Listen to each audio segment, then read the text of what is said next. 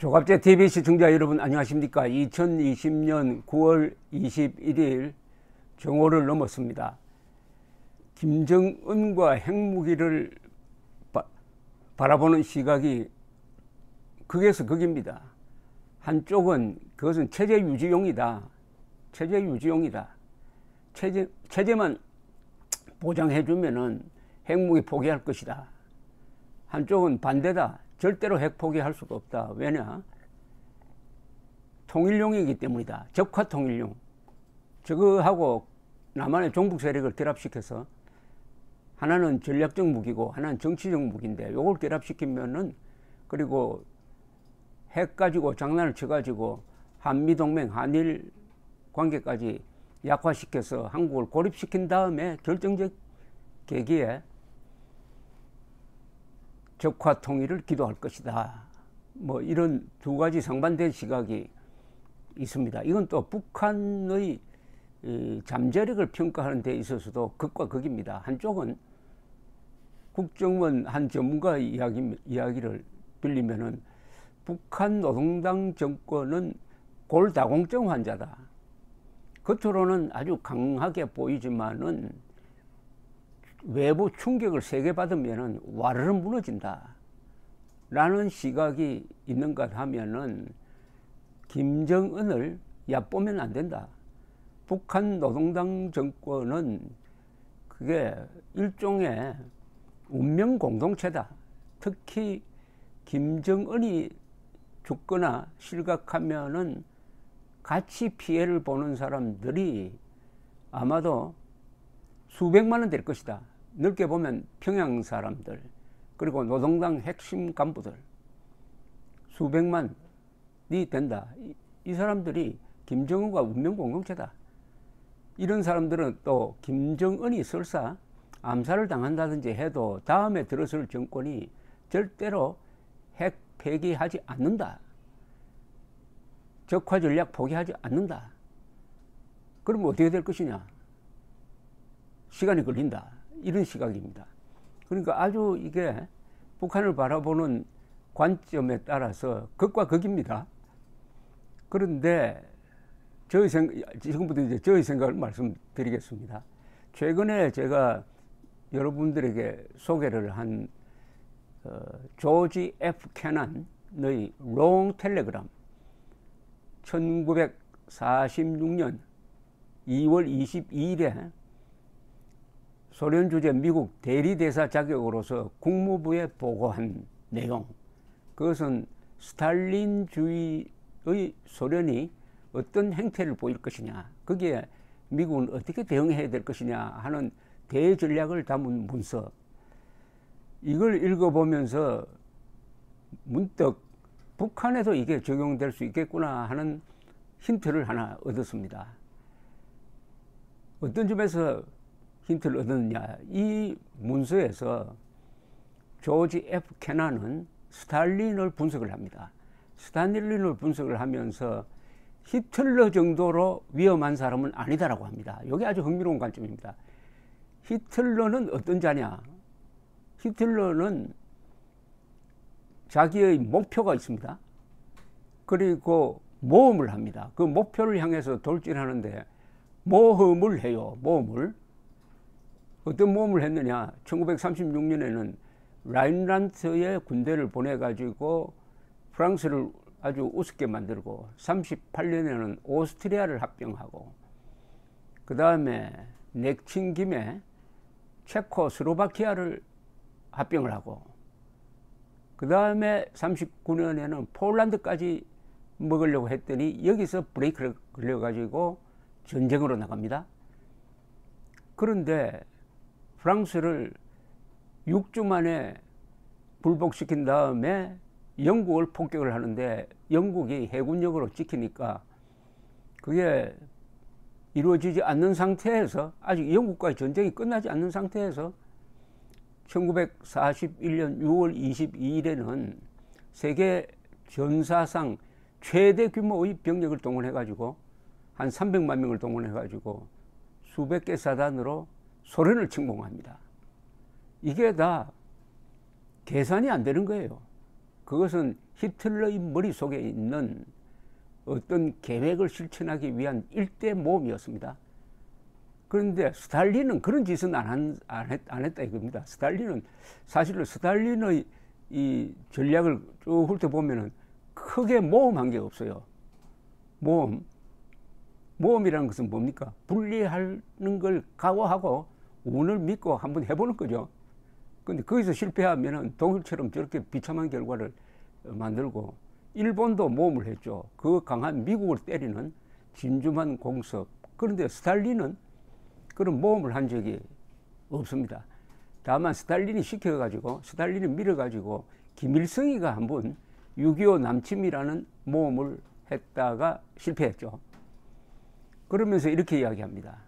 스탈린은 그런 점에서 히틀러처럼 모험을 안 한다. 또 하나, 히틀러처럼 어떤 목표하는 시간, 일종의 마감 시간을 갖지 않는다. 이게 아주 중요하다고 생각합니다. 히틀러는 왜 저렇게 서둘렀느냐 하면은 이런 잠재의식이 있었다고 합니다. 내가 오래 살지 못한다. 내가 사는 동안에 이 유럽 전체를 독일 민족, 우수한 독일 민족이 지배하고 쓰레기 같은 유대인들을 청소하는 그런 나라로 만들어야 되겠다 하는 조급증이 있었다는 겁니다. 그런데 스탈린이나 김일성이나 모 대통령까지도 그런 모습을 보여주지 못했습니다. 왜일까요? 독재자이기 때문입니다. 독재자는 마감 시간이 없습니다. 그러나 민주주의 국가의 대통령은 다 임기라는 마감 시간이 있습니다. 마감 시간이 없는 사람과 마감 시간이 있는 사람이 만나면은 유불리점이 다 있습니다. 김대중, 김정일이가 만난 걸 잘 보면 아시겠는데, 최근에 문재인, 김정은도 마찬가지입니다. 김정은은 기다릴 수 있습니다. 시간이 충분합니다. 그러나 대한민국 대통령은 임기가 있으므로 자기 임기 중에 뭘 해 남기려고 합니다. 역사적 과업을 남겨가지고 뭐 노벨 평화상을 받겠다든지 박정희를 능가하는 업적을 남긴 사람으로 기록되고 싶어하는 이런 욕심이 있습니다. 그런데 그게 불가능해요. 5년 가지고는 안 되거든요. 그러면은 조급한 사람이 말려듭니다. 한편 김정은이가 불리한 게 있어요. 그건 뭐냐? 마감 시간이 없으니까 그들이 꿈꾸는 게 적화 통일로 되어 있기는 있습니다. 노동당 조약에 보면은 한반도 전체를 김일성주의 세상으로 만들겠다는 목표를 분명히 하고 있습니다. 그러나 그것을 수행해야 할 김정은이는 그것을 꼭 해야 될 마감 시간이 없으니까 천천히 해도 된다 이겁니다. 왜 마감 시간이 없느냐? 독재자는 하루하루가 즐겁습니다.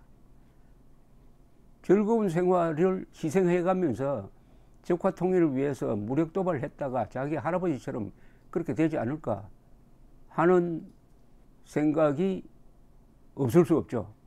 독재자는 모험을 잘 하지 않는다. 그러나 독재자 중에서도 히틀러는 다릅니다. 그런 점에서 히틀러와 스탈린을 조지 F 케나는 딱 구별했습니다. 그럼 이게 한반도에서 의미하는 건 뭐냐? 김정은이가 지난 2018년 이후에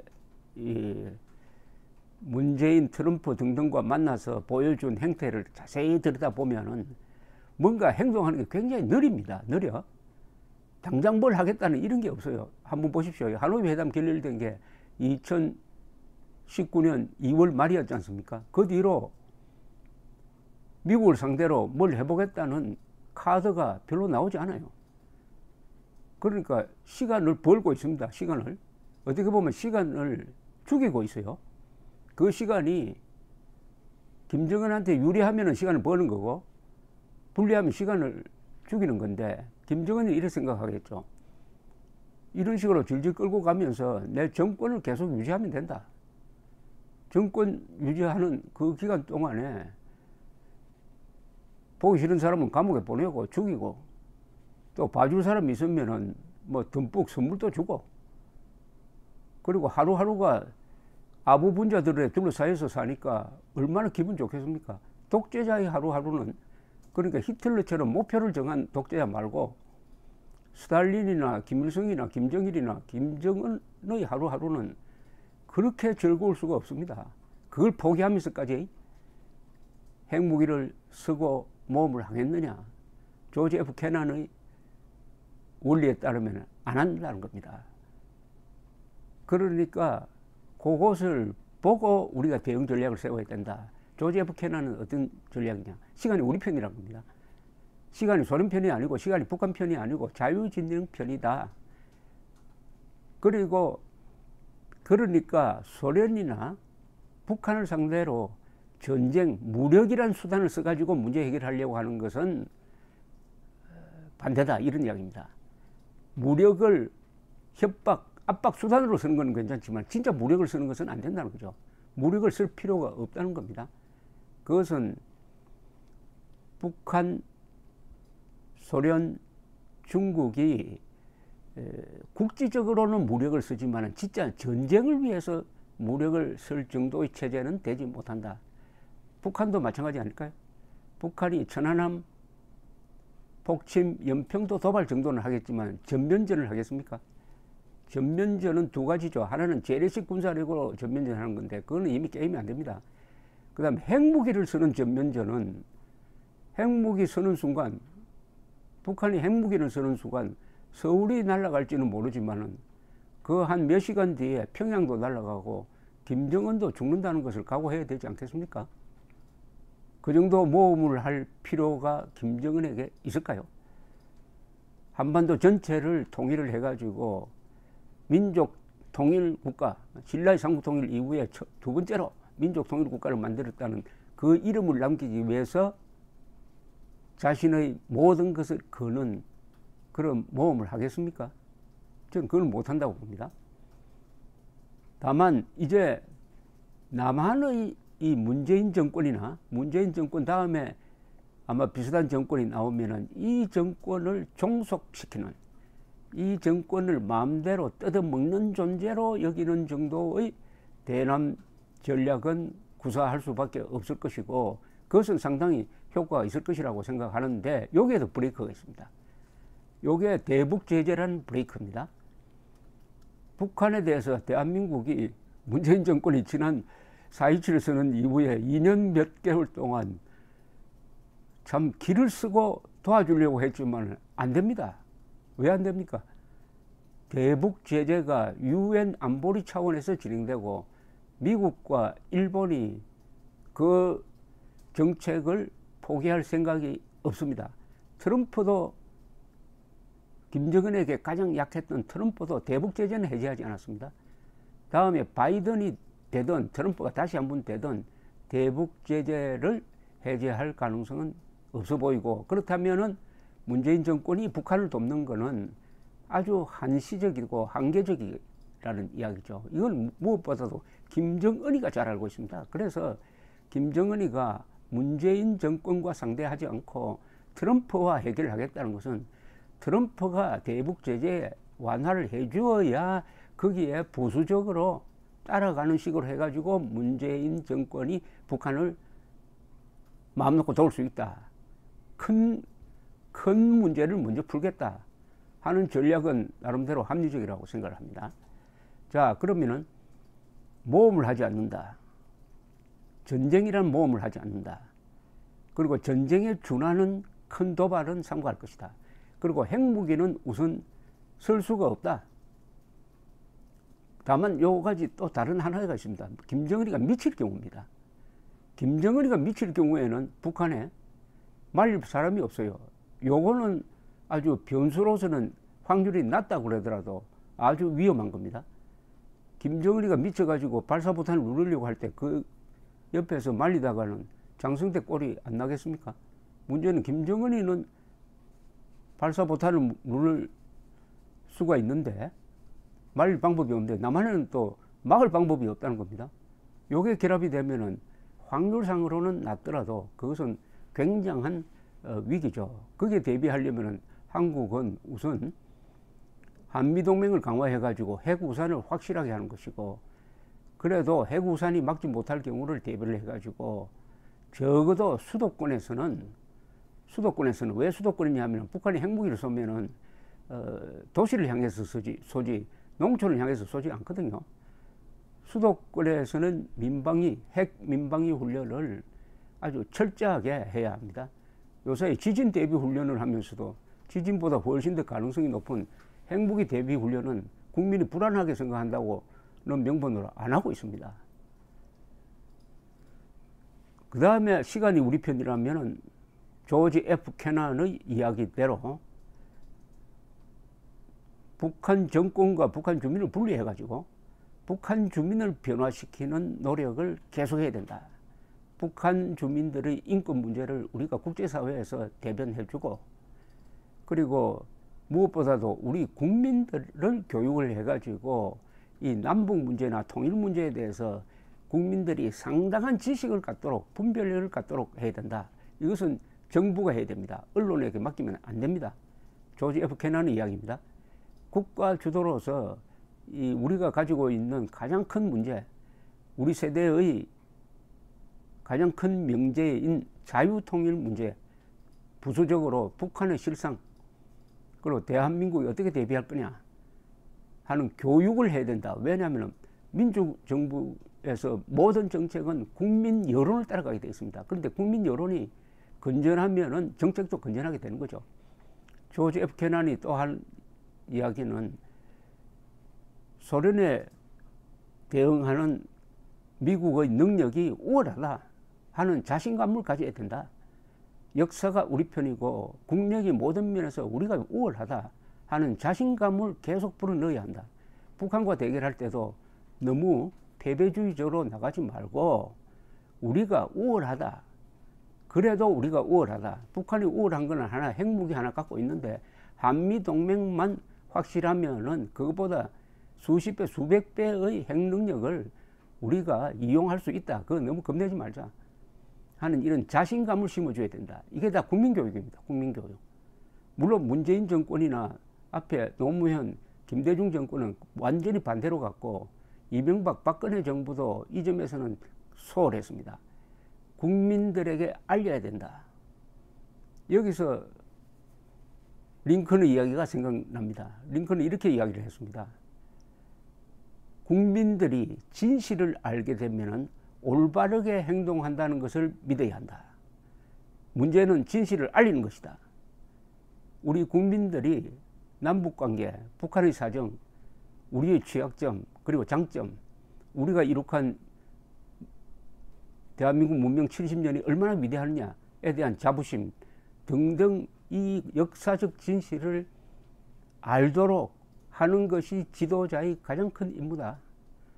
그렇게 되면 우리 국민들이 분별력을 갖는다. 즉 피하 식별 능력, 진위 분별 능력, 선악 구분 능력을 갖게 된다. 국민들이 그런 교양을 갖추면은 북한 즉 아무것도 아니다. 자신감을 갖게 된다는 겁니다. 즉 우리가 많이 할수록, 우리가 교양을 갖출수록 김정은에게 떨지 않게 된다 하는 것이 조지 F. 케넌의 1946년의 이야기였습니다. 그것이 그대로 한국에 적용되는 건 아니겠지만 그 원리는 매우 유용하다고 생각합니다. 조지 F. 케넌이 1946년 2월 22일에 쓴 그 유명한 긴 전보, 롱 텔레그램, 마지막 문장이 뭐냐? 마지막 문장은 이런 겁니다. 우리가 가장 피해야 할 것은 소련과 싸우다가 소련을 닮아가는 것이다. 즉 괴물과 싸우다가 괴물을 닮아버리면은 이길 수도 없고 이긴다 하더라도 의미가 없다. 우리가 북한과 싸우다가 북한을 닮는 건 뭐죠? 문재인 정권과 같은 이런 선동에 넘어가는 거죠. 넘어가는 겁니다. 그래서 북한처럼 우리도 개인의 자유를 속박을 하고 해가지고 북한에 이겨야 되겠다 라고 생각하면은 그건 괴물과 싸우다가 괴물과 닮는 거죠. 우리가 가지고 있는 개인의 자유, 생명, 재산, 자유를 신성한 것으로 여기고 이것을 양보하지 않고 이것을 지켜가면서 북한과 대결해야 한다 하는 이야기이겠습니다. 감사합니다.